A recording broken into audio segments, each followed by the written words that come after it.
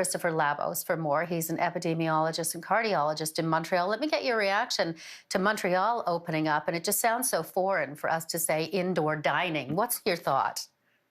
It certainly does. It is somewhat shocking that we've gotten to that point. I mean, the reason why this is happening is that the daily case counts are down, the vaccination rates are up, so everything is going in the right direction.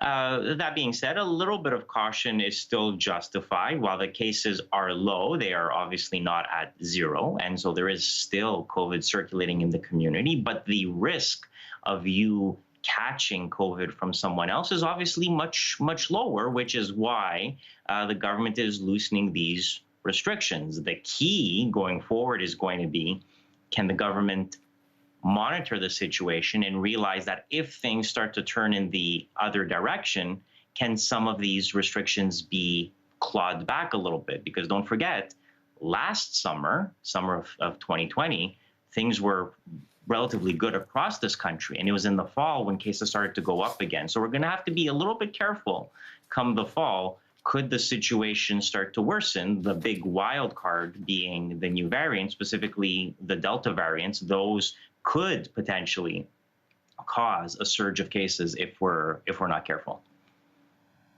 And when we talk about the Delta variant, I mean, you referenced last summer, and of course we didn't know about the Delta variant last summer. A lot has changed clearly because of the vaccination rollout, and the more we're learning about the Delta, how much of the Delta, how much of it the reason for shortening the doses, the interval for people who got AstraZeneca, because that decision was made in a number of jurisdictions, to 8 weeks. How much of that is because of Delta?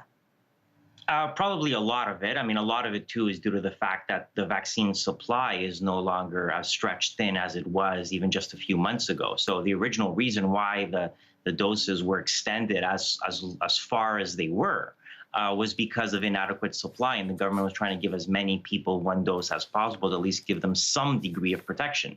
Now that supply is no longer an issue, you're seeing a bit of catch-up happening to make sure everybody gets their second dose. But the Delta variant just underscores how important that is, because when you look at some of the studies that have been done around the world, the degree of protection that you get with 2 doses is quite high. We're talking close to 90% protection with 2 doses, but far, far less protection with just a single dose, ranging between 30 and 50% protection. So while 1 dose obviously gives you some degree of protection, you really do need those 2 doses. And if the Delta variant becomes the dominant strain, which it looks like it probably will be, at least in Ontario, Quebec still has relatively low numbers of the Delta variant, which probably explains why it's doing as well as it is.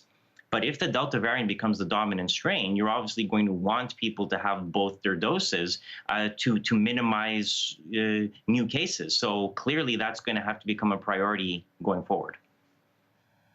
We're also hearing a little bit about Novavax today, Dr. Labos, and is saying it's with their studies that they've done, that it's 90% effective against COVID-19 and against some of the variants. We've got a lot of vaccines coming in, so I wanted to get your reaction to the Novavax study and whether or not it could be a game changer for the developing countries. Right. So it's probably not going to matter much in Canada, where we, at this point, it looks as if we have more than adequate supply to vaccinate our entire population. But we can't forget there's a whole world out there. And many of the people in that world do not have access to vaccines in the same way that we do.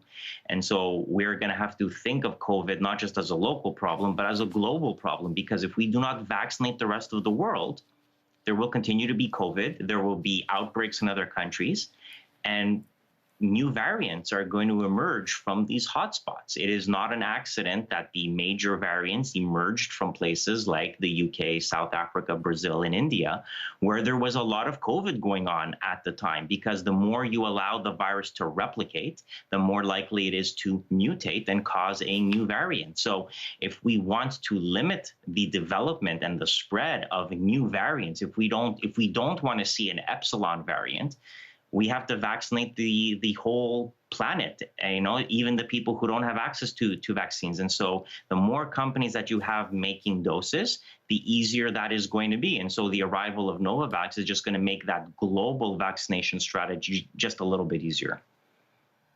Yeah, and easier on another front too. I gather it just needs standardized refrigeration, which kind of helps out as well. Dr. Labos, thank you very much for your time. My pleasure. Take care.